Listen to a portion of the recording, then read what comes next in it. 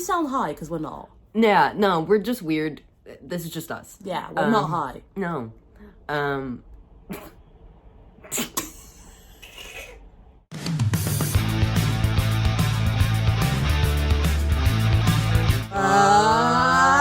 What's up, Rebels? My name's Willy. My name is Leo. I'm from the UK. I'm from the US. We are a couple. We are queer. And we out here. Today we are gonna offer you another fresh dose of what the f*** as we investigate a bunch of unpopular LGBTQIA editions. Love when you comment and tell us what you think. So, you know, we're just here giving our opinions. We're just here giving you the tea, giving you the information, and you can take with it whatever you want. I'm excited. I'm so excited. I love when we do these videos. Yeah. It's always just like, you know, it's just like fun times. Like, it's just, we get to hang out with you guys and chat about some very juicy tea. Exactly. Which is always a fun time. Exactly. In this house, we love tea. Fun fact, none of us actually drink tea. No. Ew. No. Hot Coffee? drinks? Should we get into it? Yeah. Do you want to go? Let's go. Okay. Ooh, I'm starting it out here. Let's start out with a real good one. This is a really deep one. Okay. Queers have ruined rainbows. They've ruined them. I mean, hear me out. Look. Okay, we haven't ruined rainbows. We haven't obviously ruined rainbows. But, we have definitely taken the rainbow. Like, it's our thing. Do you know what I mean? Like, you definitely see a rainbow now and you know it's, like, queer. LGBTQ. Yeah, so we haven't ruined it. We've taken it. And I personally think we've elevated it. But work. Do you? I mean, like, it's like taking something that's already nice and then adding glitter to it. Like, we made it better. What are you mad about? I agree. I think what's happened though, if we talk about like commercial, so Pride Month, and like all these businesses who categorically do not care about the gays, who suddenly have the gays in rainbows, that's when I'm like, this fucking rainbow. Like, I know you don't like me, bitch. You know, I know my friend got fired the other day for being a bit too gay from there. Like, you know, there's like, you know, we know there's like a lot of companies who don't actually support us, and so that's the only time I'm like, why did we do this? Why have we done this? But that's not even us. That's not us. Corporate. That's not us. That's the you know, sort of trying to use us for gains and you know, use us for monetary things and, you know. Okay, so no, queers haven't ruined the rainbows. Corporate businesses have, especially around Pride Month. That's when everyone kind of doesn't fuck with a rainbow. You know what I mean? Like, we're all a little bit just like... Even a lot of us, like, in the LGBT... I know a lot of people right now are like, oh my god, can we get some Pride merch that's not a rainbow? Like, we're upset about it too, guys. We want some more creativity. We want something different, you know? But when something becomes so, like, heavily aligned and people just know rainbow's queer, it's so hard to, like, rebrand. Yeah. It's like, ruin the rainbow's a bit harsh. You're so right. And I think it's like, I see the LGBTQ community as like a kaleidoscope, you know? Oh, wow. There's so many different things in it. All just like, it morphs and it, you know, transforms and... Do we sound high? Because we're not. Yeah, no, we're just weird. This is just us. Yeah, we're not high. No. All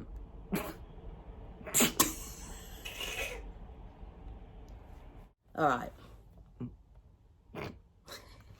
LGBT relationships shouldn't always be portrayed as perfect. Ooh. I agree. Yeah. I actually agree. I love this one. I agree. I feel like some people, okay, let's be real. We're not like, we are now, we're getting there, but like we haven't had a history of like great representation in media, right? And so I feel like a lot of shows sometimes overcompensate. It's like, okay, I'm going to do a queer story and it's going to be the most wholesome queer story where every queer person is the hero. You know, there is no real plot twist if they're queer. Like, sometimes shows do too much. Like, as someone who just objectively likes, like, plot twists and drama, I want to see some queer killers up in this bitch. Like, I want to see some manipulative queer people, because they're just people. And I feel like what happens with queer stories is queerness becomes the center of it. Whereas that wouldn't happen so much if they were just queer. Then you'd just be able to tell a story. Am I right? Am I right? Am I right? Am I right? I feel like You're so right. I feel like I'm right. I feel like I'm right. You're so right. I feel like I'm right. Oh my gosh, you're so right. I'm right. Okay, I don't think that any set, like, type of relationship should be portrayed as only one thing. Yeah. Because that's just not realistic. That's not based on human experience. Exactly. So yeah, I don't think it's healthy to say this is only one particular thing and we're just gonna push this one thing.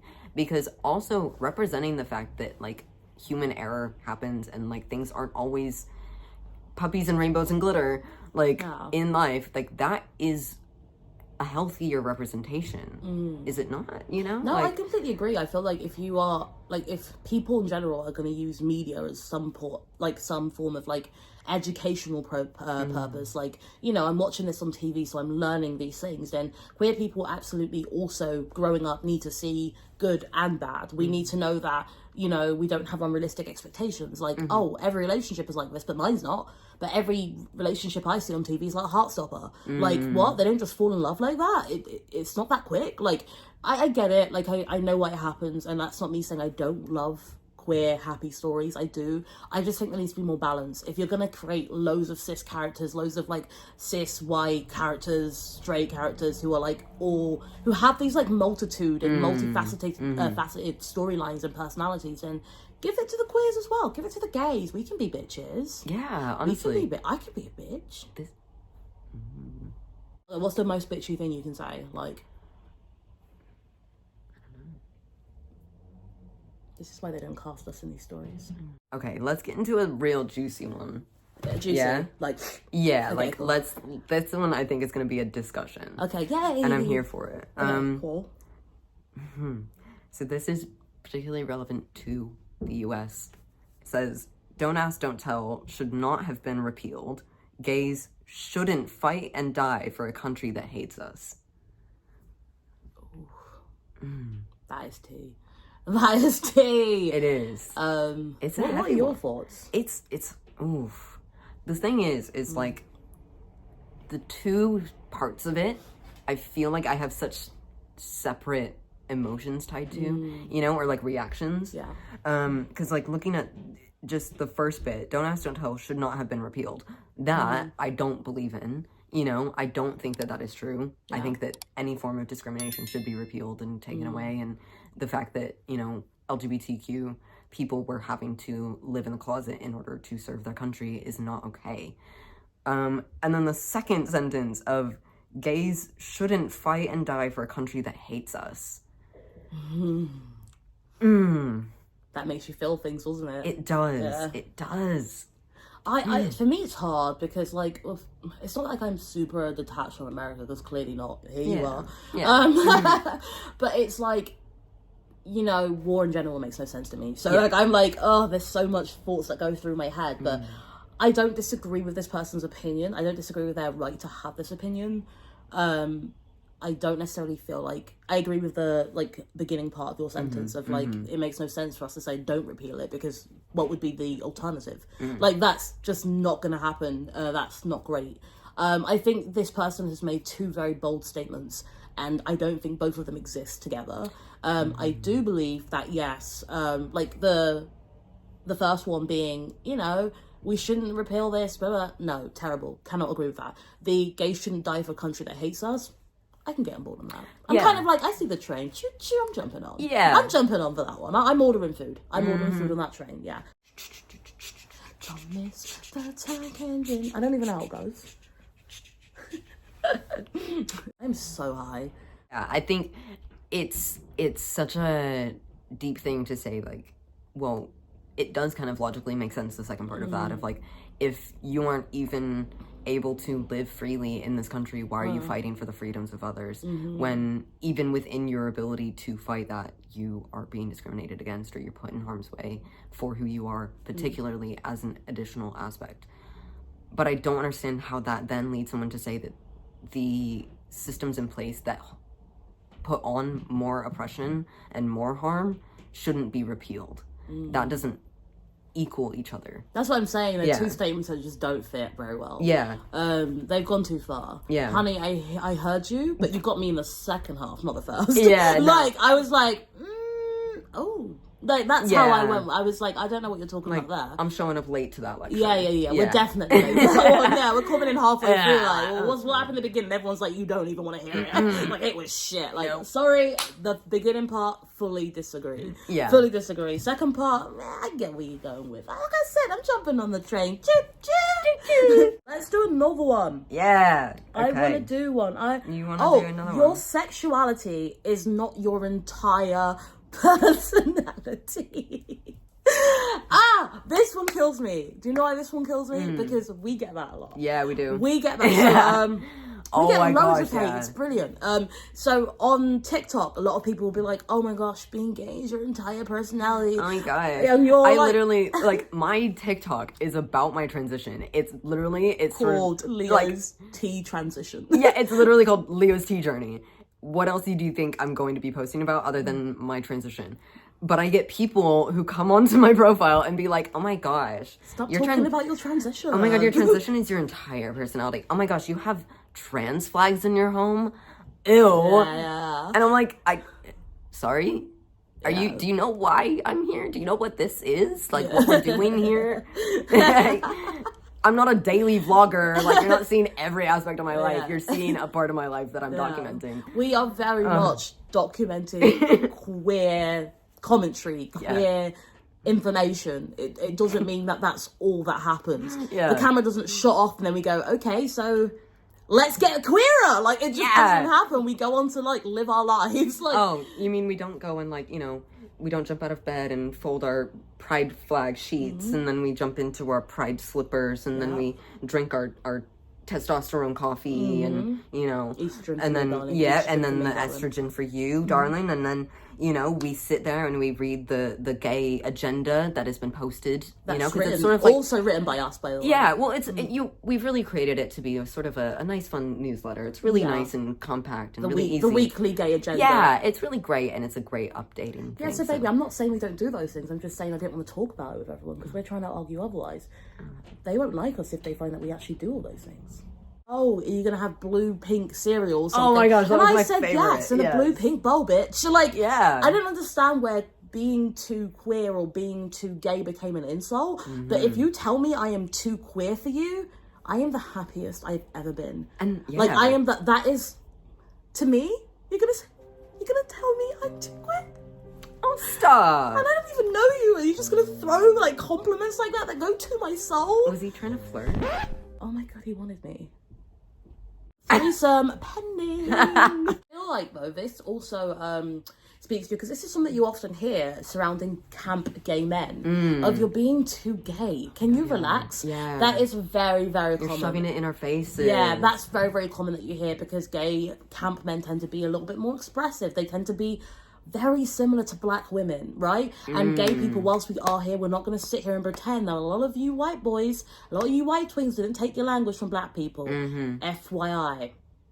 So when we talk like black people like me, right? Very expressive. Gay people, very expressive. It happens, right? And a lot of people are like, oh, it's all performative. It's very gay. But you need to think about the fact that for people who have gone through a closet process and have consistently minimized parts of their exploration or expression, sometimes when they finally get that chance, they're gonna fucking go all out, yeah? Yeah, bitch, work. They're gonna be in the closet forever. So if they wanna blow on a whistle and throw glitter, how does that make your life sadder, really, honey? Literally, Let's be real about the situation. The parties are more lit. They're there booty dropping. They're there on the floor. They are fun. Leave camp gays alone and leave Brittany alone. Right. I feel like this one's quite fun because we're #gamers. Hashtag gamers, dude. Yeah. If you, by the way, I'm going to, every single time we talk about gaming on here, I tend to edit it out because it's like 50-minute videos. I'm going to keep this bit in. Please. Note to Willy, keep it in. We play games. PS4 mainly though, PS. But there are cross-plays, as you guys know, on Xboxes. So if you want to play games with us, I'm going to put our tags here right now in this moment. Add us. Let's play some games together. This is on brand for this topic because this is really fun and juicy. If a game offers romance choices every character should be available for everyone. I said that. Oh my god, sorry. Yeah.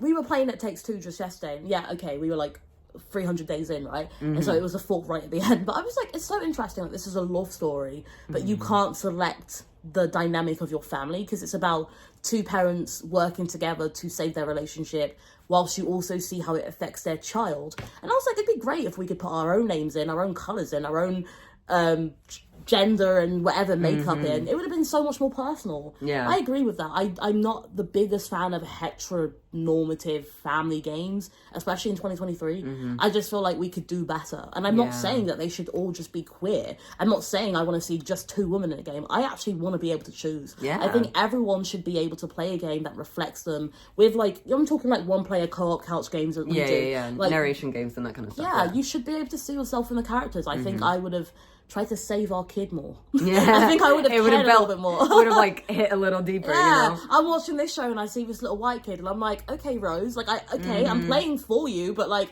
she's not my baby. Like, hey besties, this is Willy from the future. Just a quick disclaimer. I just want to make it very clear. I'm not saying because the kid's white I wouldn't have saved her. All right? I'm just saying it took us 300 days to get through that game. Maybe it's just mixed race. It would have taken 299.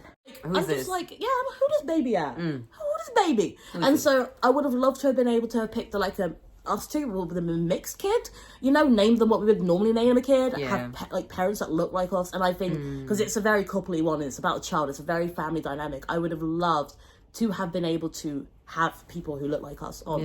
As we did the 30 hours, we would have played it, we would have enjoyed it more. We'd have probably done a review on it. Yeah.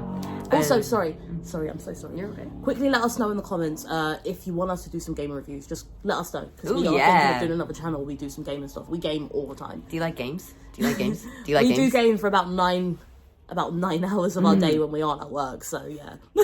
Often the queer representation isn't necessarily all encompassing. It's more like I have seen some games where there is like a lesbian main character, which is a great element and it's a great form of representation. But his point was making the point of saying, why couldn't it be a representation of, like we said, being able to decide what it is and make that choice for the game player individually, rather than just having the representation of a particular storyline that is based in one particular identity. And I think there's room for both. Yeah. You know? I also want to be clear that this isn't a hill that I'm willing to die on. Oh, no. Like, the characters being white, heteronormative, straight couple with a, you know, cute little white kid didn't change anything about my enjoyment of the game. So it's not so much a hill that people are willing to die on. It's just, if a conversation's coming up and you're like, is there something you would change? Yeah, I would change that. I think it would be great. Regardless of sexuality, just even colour, it would be great to have a game where you are a first player and you can play with someone that, you know, looks like you. And for those of you who don't game very much, if we're talking like narration games, we are talking games that go on for 15 hours. People play these games for 3 days straight. Like, we play for 3 weeks, across 3 weeks, so we were playing 2 games at the same time. So it's a very long game, and so yeah, I think it would be enhanced. The experience would naturally be enhanced if you could connect a little bit to your character. For sure. But yeah, that's not a hill I'm willing to die on. But as I continue to game, it might be. As I continue to game, I might be someone who, you know, that hill might get bigger. Yeah. And in a year's time, I might be someone who's at the front of rallies going, give me some black queer representation! Yeah. Like, I could see that happening. Yeah. Well, and because, like, we are in a day and age where video games are starting to become more, like, woke, or just more like woke. I hate using that term because it's like, wait for them, they're coming, can you hear them? Literally, like, you say the word and they start coming out the bushes and they're like, ooh, I am asleep. But like, I'm asleep. It's sort of like a thing of like, it's sorry, I lost my train of thought because we started laughing about woke people. Train.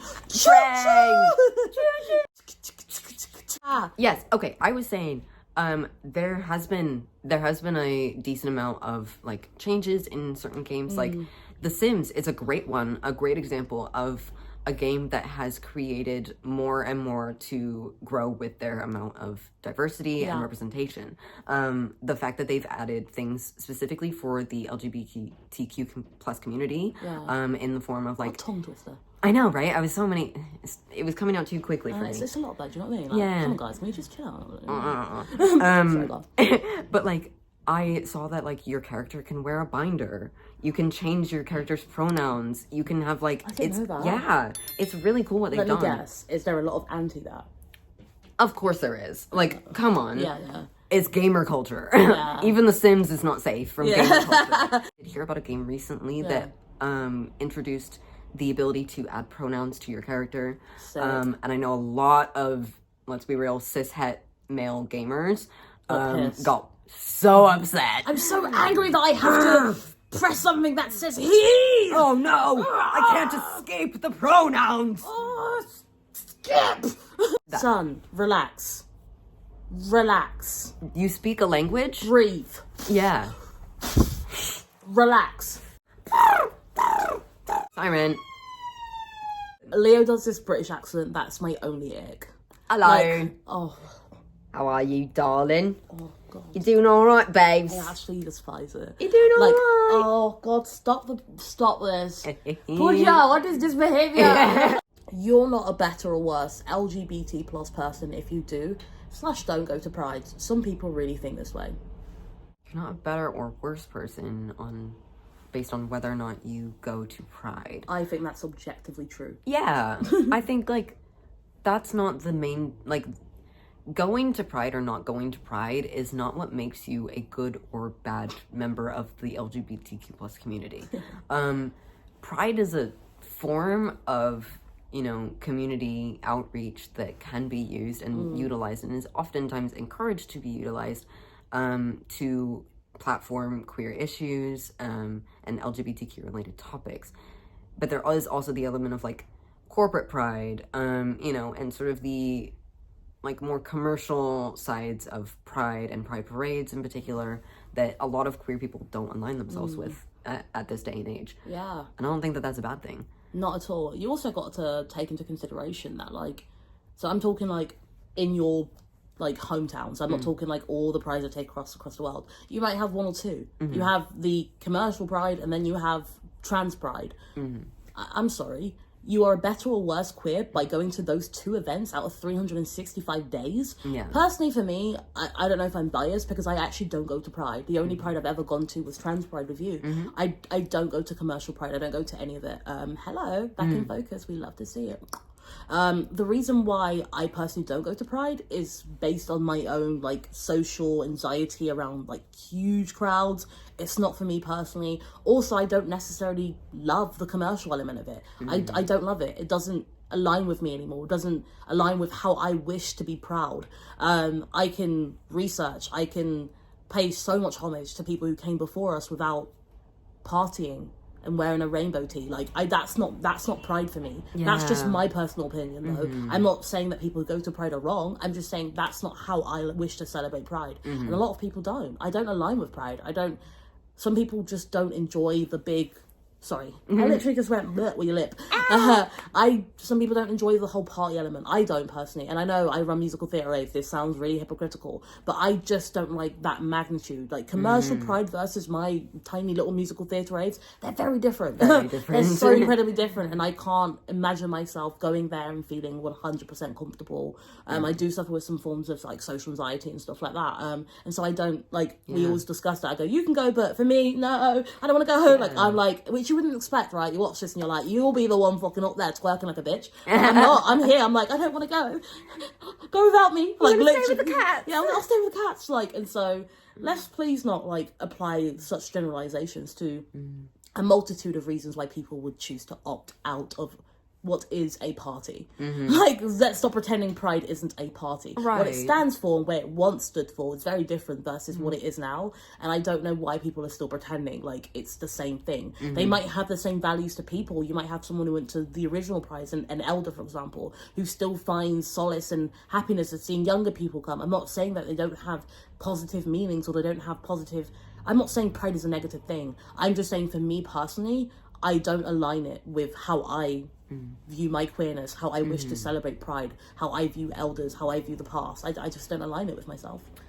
And you know what's a very, like, interesting point about this particular opinion that I find very, like, you know, a bit annoying and diminishing is the fact that this really doesn't taken any consideration to members of the LGBTQ plus community who are in any way less able to participate in Pride physically.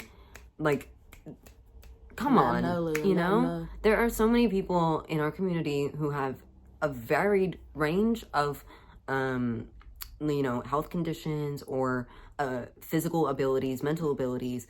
You know, everyone is diverse and different. And it's not okay to essentially discriminate against, like, someone's ability to show up at a space and inhabit a space that is huge. It's very overwhelming. You know, people with social anxiety, people who are, you know, maybe less physically able to move around in really crowded, cramped spaces, why should they have to, like, force themselves into a space where they don't feel comfortable and where it's actually doesn't feel inclusive? It feels actually like uninclusive or uncomfortable for them to be in that space. Why should they force themselves to be there in order to prove themselves as a part of that community? Period. Honeys, it's not a loyalty card. No. You don't get your pride stamp and then at the end you win the best queer award. Being gay, being queer, that's kind of literally all you need to do to be queer. That's it. It's just being queer. It exists. Yeah, there's no prerequisites. I know some people feel like, especially in the trans world, I know that people feel like the trans medicalists feel like there's all these prerequisites to being real trans. Like, no, honey. You just have to show up in whoever you are and say this is your identity, and we're going to take you on face value. I'm not here to argue against your personal identity. Who am I? Who am I to tell another human being, no, you know what you think you are? You know, the whole life that you've spent with yourself that I've just seen in this first 5 minutes? Obviously my opinion matters more. Like, shut up. Yeah, literally, who are you to be telling someone else who they are? I hate people who think like that. Of, oh, you don't go to Pride. Okay, clearly you don't care about the gays. Like, I'm not here for that. This is not queer Olympics, honey. I don't need to come to these things to show up. I just need to be gay. I just need to want pussy, and that's enough. No, but that's the tea. I just need to want pussy, and that literally is enough. Well, yeah, and also just one final note on this. I think sometimes people use this argument to say that if you're not attending Pride, you're not amplifying the movement enough. You know, like, you're not doing enough for our community if you're not showing up. And it's like, there are so many multifaceted ways that someone can advocate for and be inclusive to the LGBTQ plus community and fight for our rights and freedoms and ability to exist. That does not inherently include or require you to go to a Pride parade. Like, that's ridiculous. I was saying, you know, to be a good ally, you should go to Pride. I would still disagree with that, but I don't understand the policing of the actual community of you need to come here. Bitch, do you know how big that event is? Would you even see me?